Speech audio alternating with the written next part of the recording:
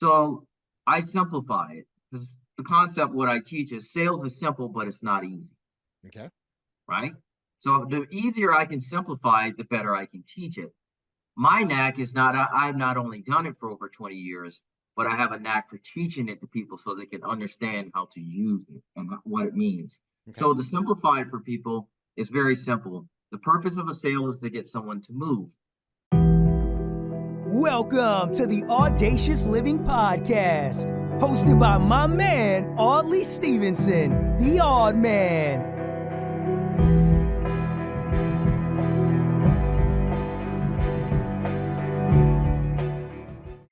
Greetings and salutations. Welcome to the Audacious Living Podcast, where our ongoing goal is to help our listeners live their best audacious lives ever. It's always a pleasure to have you here with us, and I appreciate you for each and every single one of you for joining us on our journey and taking the time to learn and grow all together. Now, we'll be talking about the art of sales on this episode of the Audacious Living Podcast. And when you think about sales, it's kind of like a high wire act without a safety net. Audacious is that courage to take that first step onto the wire, knowing full well that success lies on the other side. Now, Benjamin Brown is a seasoned sales professional with over 20 years of experience. He has a unique talent for simplifying the sales process and helping individuals unlock their sales potential in both their careers as well as their personal lives. Benjamin's expertise and insights in the world of sales make him the perfect fit for today's episode. His innovative approach to sales and the emphasis on building relationships resonates strongly with the theme of living audaciously, and for certain listeners will absolutely pick up a thing or two when you hear this conversation. So now that we're all set, let's move over to our chat with Benjamin Brown. Enjoy.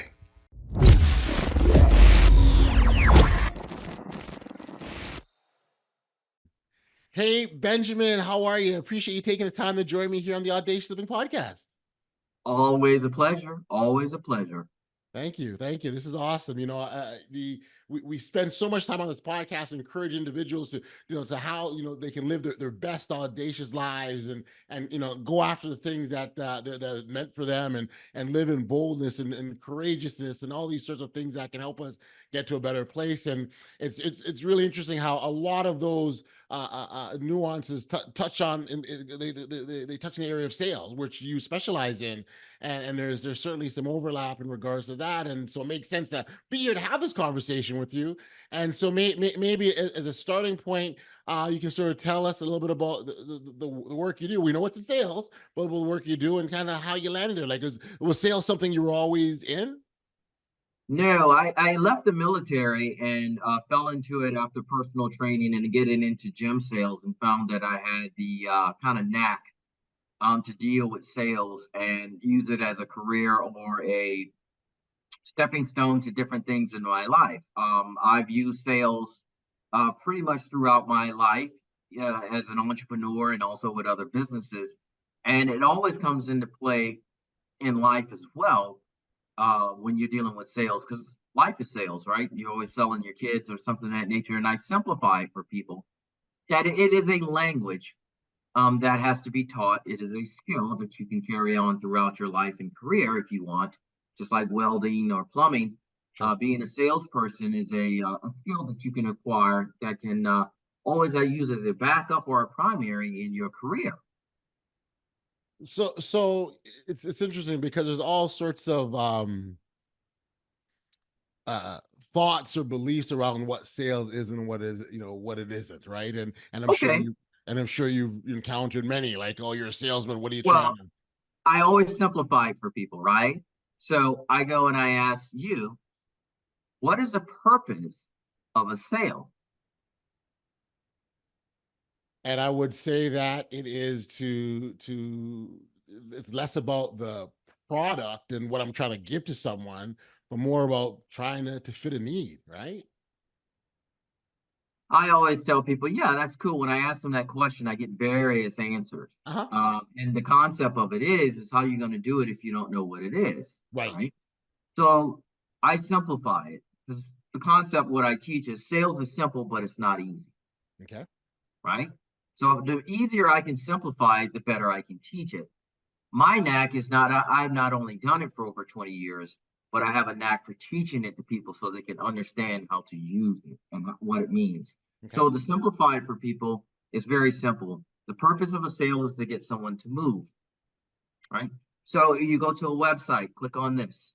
I want you to buy this. Give me your email. This podcast, click on this link. Make this a, it's little bit of movements. When your child asks you to pick them up, they're asking you to move. When you're driving down the road, the billboards is asking you to call or asking you to go here, go to my website, look at this pamphlet, take a look here, answer this question for me.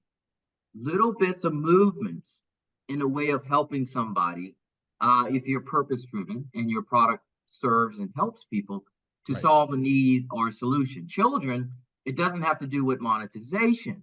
Right. So people don't when they start to understand that concept, they understand it. Way I have to look at sales in a different kind of way than I thought. It's not as gritty or as, that's the main thing I have to do with people, especially from the beginning that wants to get into it.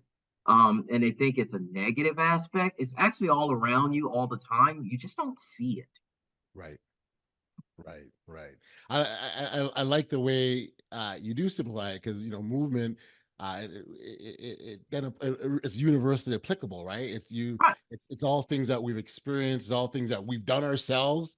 We've been on both sides of the table there. So when you simplify it, I think it's sort of that easier to understand, comprehend, and digest.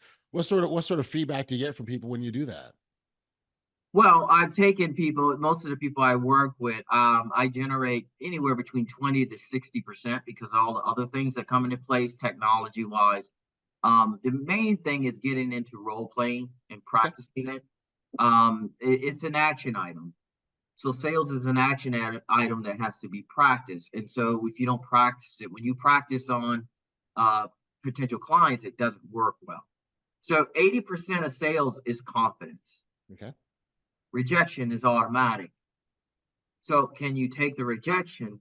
Comes with step number one. Are you prepared for that mentally, physically, and professionally able to do that? And some people just, they're introverts or they think they can't take rejection in their life. And sometimes my role model transcends into performance coach, or what we call a mentality coach is what I do as well for people who came out of divorces or people that came out of the military or having transitions in their life and having problems. Are not a therapist, but the main thing is the first thing you have to sell in that instance is to sell yourself, Gotcha. right? So it's the same concept. So one of the things that tied everything together for me is when I learned when working with students over the years, if I can find out why they're not selling, and solve that issue, then when I actually teach them to sell, it becomes a whole lot easier and way more proficient, way more proficient, right? Because they think they're unstoppable, and you have to be that way when you get into sales. Is there a common, and I'm sure there's a whole host of reasons why people aren't selling. Is there some common ones that are out there? Some of the times it goes back to childhood. They think, or what people told them, or what they're thinking themselves, or the point of rejection. They can't take it because life tells them that you shouldn't be rejected. Everything is even, especially nowadays. And it's sales is a numbers game. If you want to get married, especially as being a male, you know that you just can't click and do. You have to go through some type of work and rejection to find the type of person that you're the not the receiver, you're the giver. It's same thing in sales. In order to do that, most people haven't made their mind up. So the salesperson is that little small catalyst, 10% to get them to understand, yes, you do need this. And it's going to do because the salesperson is going to bring things, a good salesperson is going to bring things out of people they didn't expect. So that's the difference between pitching and wishing and a numbers game and all this other stuff. Find out why you really want it, these type of deals, and the confidence in going through the other steps will help that person understand that and Right. understand that they do need it and put it back into their face and say this is what you want, Mhm. and people buy what they want. Got you. Got you. What are some key skills that someone should have to succeed at sales? Well, you can use anyone. I tell people one of the four people, and we haven't went through it. Um, there's key points of it. So we can go through the four if you want later on, but one of the four top selling people in the continental United States or North America is a homeless person. A Okay. homeless person on a good corner can make anywhere normally with a good mind. Okay, in their asking, right, with the cardboard time Yeah. that they're marketing, they can pull out normally between $300 to $700 a day, Mm, right? Tax free, right. right? The key component in that is that when they go out there, when that person you give them money, what do you get in return? Do you know? No, well, sorry. I mean, there's some people who have a intrinsic feeling of goodwill of helping someone Yeah, and making a difference in someone's life, right? For it's some, an exchange, right? So in exchange for your money, what do you get in your hand that's tangible? that's a good question. What do you get?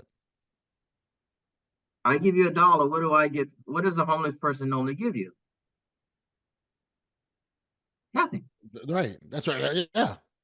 So what job, without a tremendous amount of marketing, without websites, without a bank, Right. without internet marketing, without Facebook ads, without click-throughs, without a fax machine, without an office, without a secretary, without maybe a cell phone, all of this making $700 a day and they're selling what? Nothing. So why you have all of these different tools and you barely can make that in a day is because Right. that homeless person is focused. They don't care what they look like. Right. They don't care what people tell them. They don't Yeah. care about rejection. They're not caring about the family. They're not caring about rent. Right. They focus on what they want, which is normally something that's going to be an aid to them. Sleeping in a better situation, alcohol, drugs, food. They're focused. So Hmm. most people in entrepreneurship, they get into it. What's the first thing they want to do? I want to get a business card and a website. You haven't done anything. So, go make money first, right? Mark Cuban always Right. says, Right. right? And so one of the keys that I just gave you out of the four was that homeless person characteristic is being focused. They don't care about the rejection. So if I could change a person's mindset to one of those four components, they could do very well. Right. Right. Rejection, that was one of the points that you made. Let's sort of talk about that a bit, because I think for a lot of people, that's the big, either the fear of it, or when it arrives, you don't know what to do with it. So talk about sort of the mindset when it comes to dealing with rejection. Well, it's not all about you, Okay. and you can't take it personal. And then you take it to the higher level that I've learned over the years. Nothing means nothing Right. unless you attach something to it. Most of the emotions that we have and transcribe are we're attaching emotions to things that we should not be doing. I've worked many years with coaches that got me to that understanding. We have anxiety about certain things that really doesn't matter. We'll have build up this scenario in our head of what's going to happen if we're late on a bill, all this, everything. And then you finally pick up the phone call to make, and they're like, "Oh, you're fine. Just make this payment." And you're like, "Man, why was I so stressed out about, and it's like I built that in my head. I made that up. So we make up a lot of things. And when sales comes into part, Right. the first thing that I analyze with people is number one, you have to like or love the product. If you don't like it, love it, leave it. Right. Whatever you transpire comes through in your voice and your characteristics. So if you're doing it by phone or face to face, people are looking at to understand, first of all, do you believe in what you're selling? Right. If you don't, then why should I? And then I feel the fact that you might not be what they call it, empathetic. Right. And if you don't care, that means that you're saying it for the money and you're trying to rip me off, which is most why people feel that way, right? Because most salespeople are what? Empathetic. That's when they start doing the pitching and wishing. Now you got robocalls. You have computers now doing it. They Sure. don't care about what you feel, right? Right? And we're trained to be defenders of that for ourselves, and that's why when you see people, you've been to Jamaica? Yes, absolutely. You've been to, huh? Yes, absolutely. Yes. You've The been to roots. Dunn's River Fall? Yep. Okay, you know when you go through the fall and everything, and you see, I hate to say it, Caucasian people, right? And you get them from North America, and you come through at the end, you go Yeah. back through, and when you come on the other side, you have a number of people on the other side. What are they doing? They are. Good question. What are they doing? The people that selling the artwork on the Oh, other yes, side. yes, yes. That's right. Yes, that's right. Oh, Do you absolutely. see They the reaction to people? absolutely. Yes. They're Yeah. like Yeah. Yeah. this, Yeah. right? They freak Yeah. out. They're like, Yeah. first of all, it's another culture. Most of the Yes. people have never seen that amount of Afro Right. Americans coming Right. at the Right. same time. They start to lock up, like they don't Yeah. know they come from, and it's because we live in a Western civilization where we earn what we get. Right. We Right. don't ask for it. Third world countries, you ask for everything. Sure. Sure. So when you live in a culture like that, I have to understand what people have that mindset. We're asking all the time. It's just a different way. And when you start a company after you've been working for a corporation, given everything, and you start a company, you now realize you have to start asking for your sale. People become uncomfortable because they haven't sold in years. But Mm, as a child, you naturally been born to sell. But when you live in a Western civilization, you earn it. You get your degrees, you get your money, you buy your house. The only thing you have to negotiate is your house and car. right. In Jamaica, everything, there's no prices. You negotiate everything. India, all of the countries, Sure. Philippines, Go to you're Mexico on the negotiating. beach. And You people are know. like, where do I? And some people will get offended if you don't. Yeah. Yeah. Yeah. Yeah. Because they're not used to it. It's a different way of doing things. It's the way the world worked before the Western civilization. So it's already in us. I just have to sometimes bring it out. I like the statement you said. It's not about us or not about you, right? Like, so when you face rejection, there's oftentimes those things going on the backside that's got no connection to it all. But we just personalize everything, right? And Right. and I think that's maybe our ego a little bit, sort of getting in the way, making us think that we're are increasing our sense of importance in this instance when it's not us at all, right? Right. Yeah, no, that's an interesting point. The idea of being able to sell anything, I think it's fascinating because really this mindset that you're applying and talking about the simplification, making it about movement, it's not about us. It's really making it, you're taking that approach and really applying it to any sphere you want, right?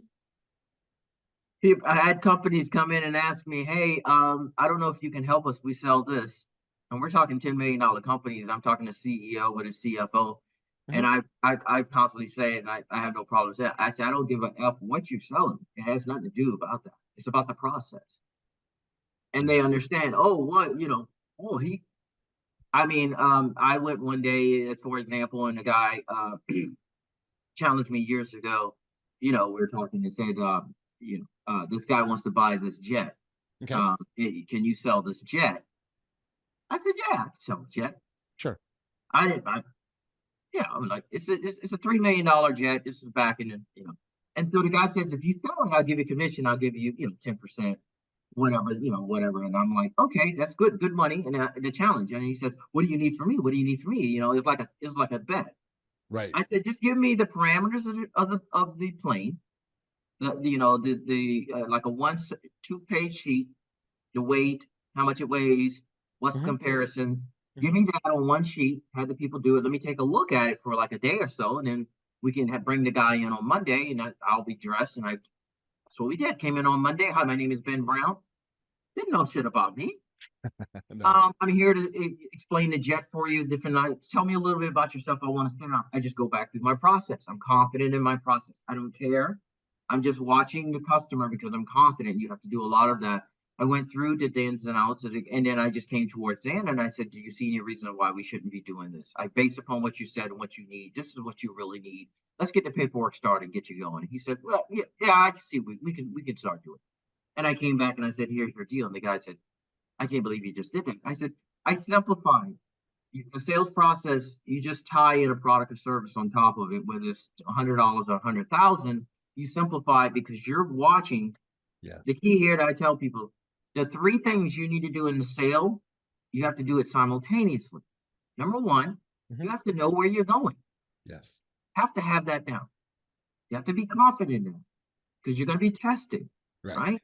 Now, If you get tested, huh? I just want to clarify, Ben. So when we talk about that sales process, would that be the first step in the process? Well, it's getting prepared, right? Okay.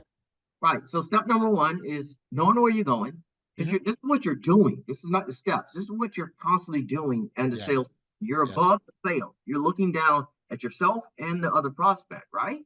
Mhm. You're like a Mhm. third person because you're constantly evaluating what you're doing. So Yes. number one, you got to know where you're going. Yes. Test it true. Make sure you're on it. Number two is that you got to be you got to be confident, right? And then number three, you got to listen. So you have to do all three of these at the same time Yeah. and listen to. I mean, so you're like in the zone and understanding and shut out everything else. Which I said, the homeless person, you're focused right on the Right. sale. You're not worried or jutting around and all this kind of other stuff while you're going through the process. You're doing this. So that's where the practice comes into play. You're constantly judging yourself. Did I do okay? Because most of the time, salespeople will blame everything else except them what? Yeah. The leads wasn't good. It was Thursday. Christmas is coming. It's fourth quarter. Oh, he wasn't home. He wasn't feeling it. Oh, this and that. He wasn't qualified. See, salesmen will sell you on everything else, but was the reason why they couldn't even sell it. Right? That's it. That's it. Right. Real common sense stuff. I get it. Talk about how important the relationship is, establishing a relationship when it comes to sales. Okay. So that comes into step number two, which is called connect and relate in the sales process that I have. What Okay. that means is that you need some type of connectivity because I'm going to ask more difficult questions Mhm. than another salesperson Right. because I am here to help you and not waste my time. Right. The more difficult questions when I ask you, so based upon your problem that we see that you have, huge problem, if I could provide a solution for that, Mhm. and if I'm confident enough to put a price point on that pain, is there anything holding us back from doing this when? When? Today. Right? This is the questions that I'm going to ask, and Right. I need to build that type of um, camaraderie with you Right. because I need you to be honest. As Mhm. buyers are liars, Mhm. but I need the closer I find out, like we talked, you're in Toronto. I could say I have family members that's in Mississauga. What part? Blah, blah. We started to build. So one example I use all the time is funny. I said, if we just met today, I Yep. come on and I asked you, I walked up to you in Toronto down the street, say, hey, how you doing, brother? What's going on? What Mhm. color underwear you wear? What the first thing you do? Look at you funny. Right. I ask you a question. I want something from you. I'm asking you a question. I want you to be honest with me. Tell me what color underwear. Now, if I went up to you and I said, hey, we're in the street, and I said, hey, do you like cigars? I got this free cigar we're talking. What part are you talking about? So on and so forth. And I said, when I go down south, in a certain county that they have, they normally wear green underwear. I'm wearing green underwear. What are you wearing? What color you wear? He's Right. like, I'm wearing black today. Now, did I get my question answered? Sure. So being able to build some type of connection when I ask you difficult questions, or I go, you really want this. Why are you trying to hesitate with me? I can push a little harder. I can ask more difficult questions. I save the time. So what a good sales consultant does is he shortens the time between sales. Gotcha. Any person can get a sale if they put enough work, effort, or numbers in there. But if I can shorten the sale between Monday, Friday, Monday, Thursday, Monday, Wednesday, Monday, Tuesday, that is my job to do if the product is viable or the Gotcha. service, right? Make sense? It makes total sense. So my sort of follow question to that is there a recommended time that should be spent on establishing that relationship to enable you to ask those difficult questions? I've been in situations where I've talked to a person for 45 minutes. Each stage doesn't have a time limit. Hmm. So as I go through the 10 steps, there's no clicking time on each stage. And depending on how it goes, I could spend 30 minutes. I haven't even told you about the product we haven't discussed. It depends on how it flows, right? Right. Right. Right. So So the more there's you yeah. give me, the more Mhm. I'm gonna be more confident, more relaxed. I'm Yeah. focusing on what I'm thinking about. I'm focusing on the next step which is qualification. So as you're talking and we're having this conversation back and forth and Bill, oh, you went to this college? Really, my daughter went there. Do you know this guy named, oh man, we all are humans. We're very similar. We're very similar. We all think that we're special. We're not. Right. I tell people no. Women, men, children, we're not. We're just regular people. Once we get out of that and understand that we're all just humans, and I tell my daughter, which is cool, and I got her thing, I say we're all idiots, just some people are professionals at it. Some are better than others. Yes, yes. You can't blame them. Let them go. You know, nobody's higher than any other. No, It's no, not possible. And so no. once you have that mentality, a lot of the anxiety come down. You're talking with another human. So sometimes when we're doing sales, some of the jobs that we've been talking to CEOs, the intimidation factors set in. I'm like, it's just another human. Is this you built this in your head that this Right. person is better than you? You need to be talking either on an even keel or a little bit above to command the sales process. And if you're talking from below, it's a begging standpoint, and people don't like, Mm, mm. except for the homeless people, and they make a lot of money. They mastered it because they're focused, as you said, right? They're very It's focused. coming back. So everything I do comes back.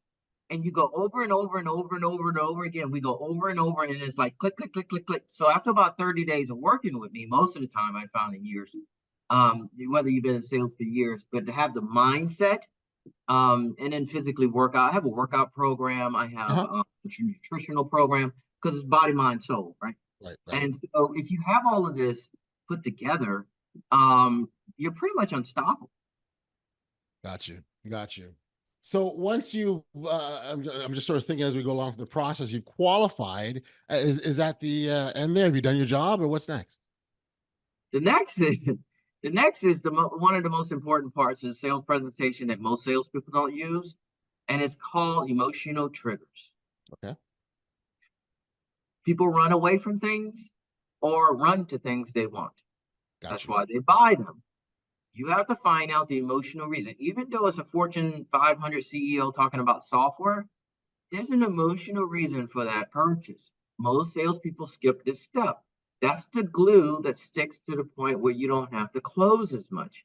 Hmm. So if I ask you, why do you need a new car? You say, well, I need a new car because, the old car is not working or something of that nature. What do you mean? Tell me about that. Well, the Mhm. car is broken down. Really? Tell me about that. Well, it broken down. I had to get a tow truck. My wife crossed town, blah, blah, blah. We talk about that. I'm trying to find one word. So I'm having a conversation with you. All of a sudden I go, with all that happened, how did that make you feel? Got you. Great Person said, question. make me feel like frustrated. Like, really? Frustrated? Yeah. So when I get towards the end of the sale, and I said, the reason that you need to get another car is because you don't want to be what? Frustrated, right? So it's not that you don't want a new car because you want to look good in it. I did the digging to find out the emotional reason you want it. So I'm solving the emotional reason, not the monetary solution, right? Got you. And if Got you. you do that, it makes the sale a lot easier, and you don't have to close. Work is hard. Yeah, all this kind of stuff. Most of the work is done up front. Right. Right. Make sense?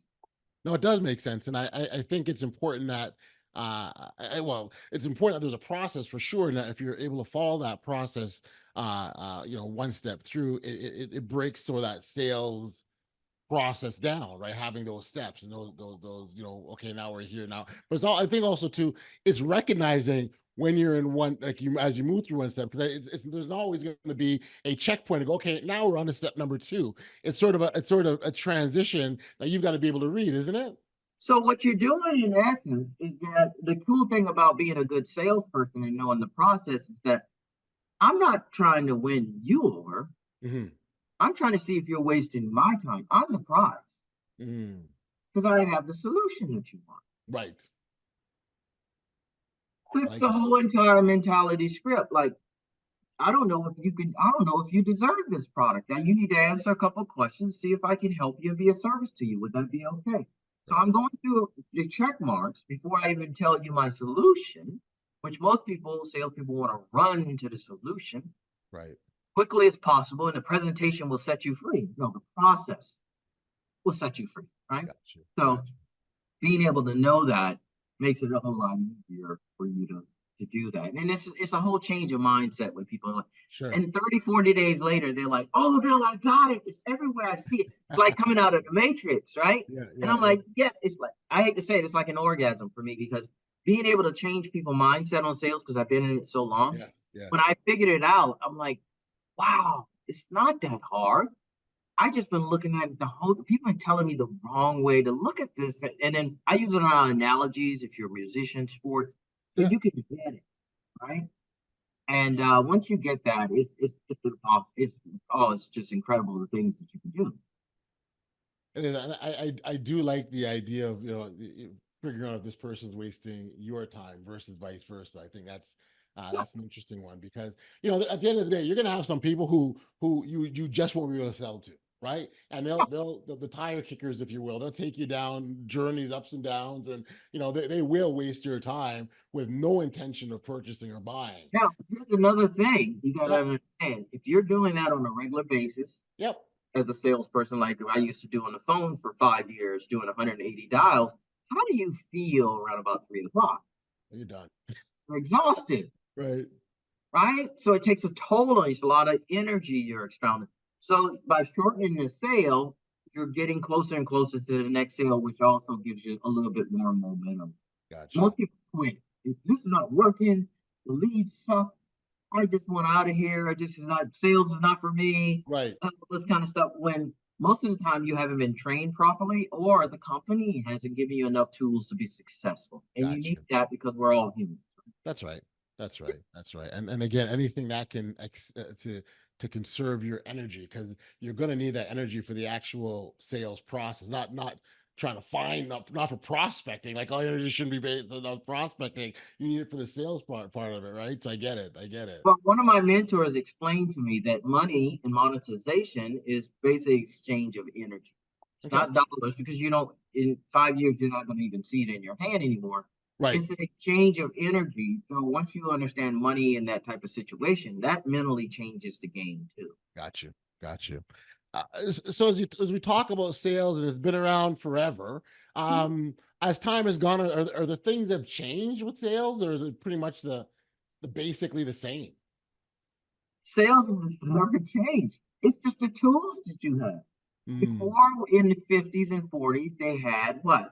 They had door-to-door salesmen. All of a sudden, radio came about, right? Radio ads, they have people move and call and come down to the store.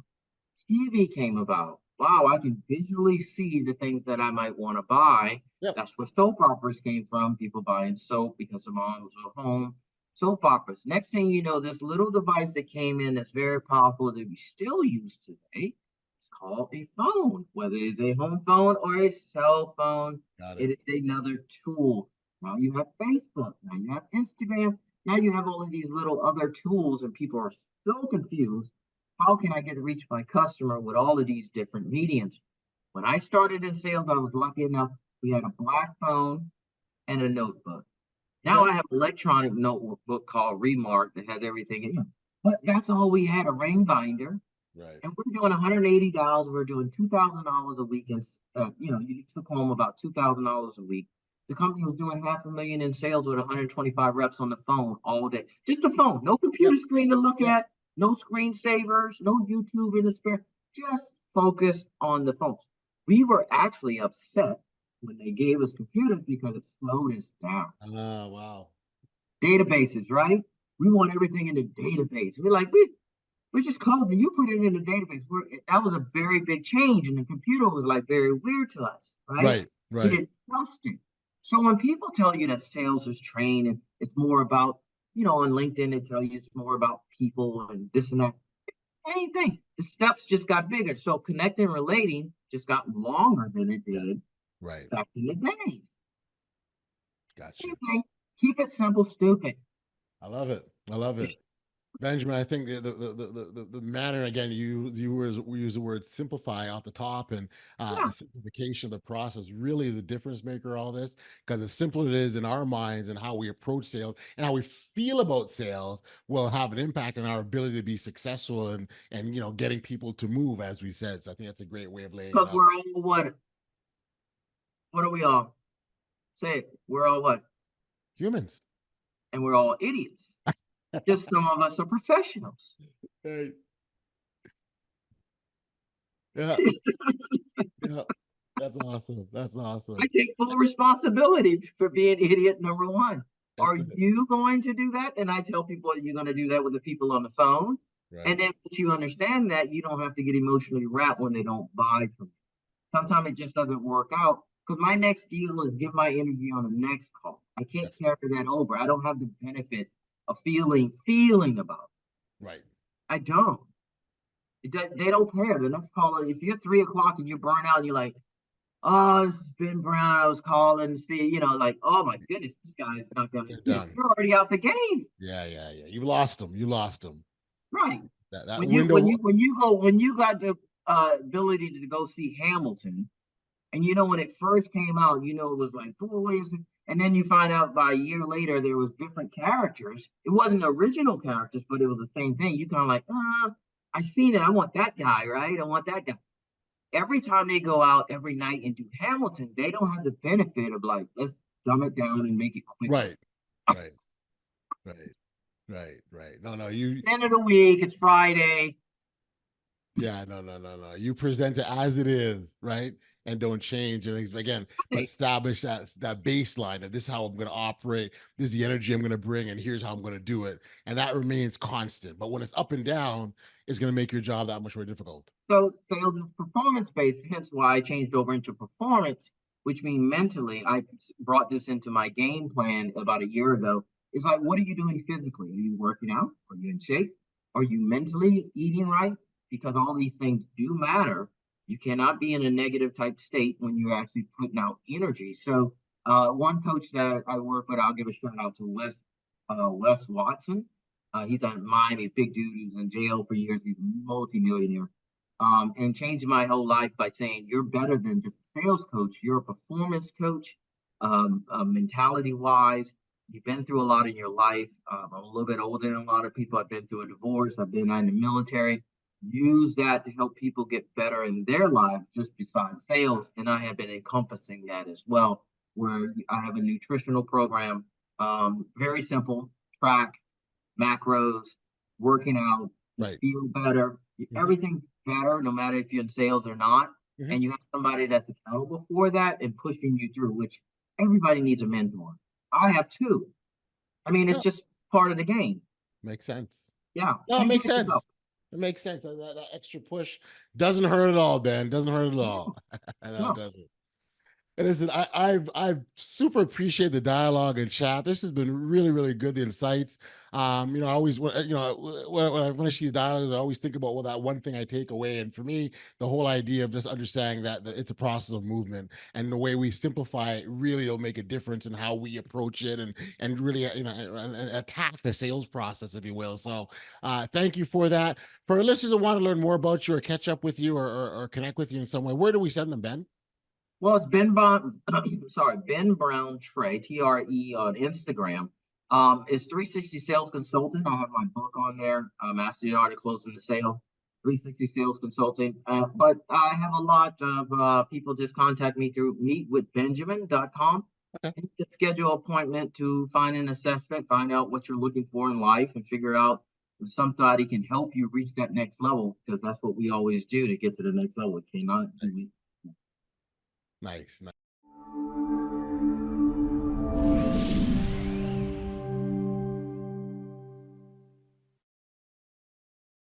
In our conversation with Benjamin, we explore the power of simplifying the sales process and the importance of understanding the emotional triggers behind every purchase. By focusing on building genuine connections and honing in on the emotional needs of the customer, we can drive successful sales and create meaningful impacts. I want to thank you for tuning in to the Audacious Living Podcast. If you're interested in connecting with Ben, please know that we've got all the details in our show notes. You can certainly turn there, learn more about his proven sales strategies, and again his philosophy on being successful in the art of sales. Remember to like, follow, and share our podcast to keep the audacious spirit alive and continually to help our community grow. Until next time, stay safe, be kind, show love to one another, and be audacious.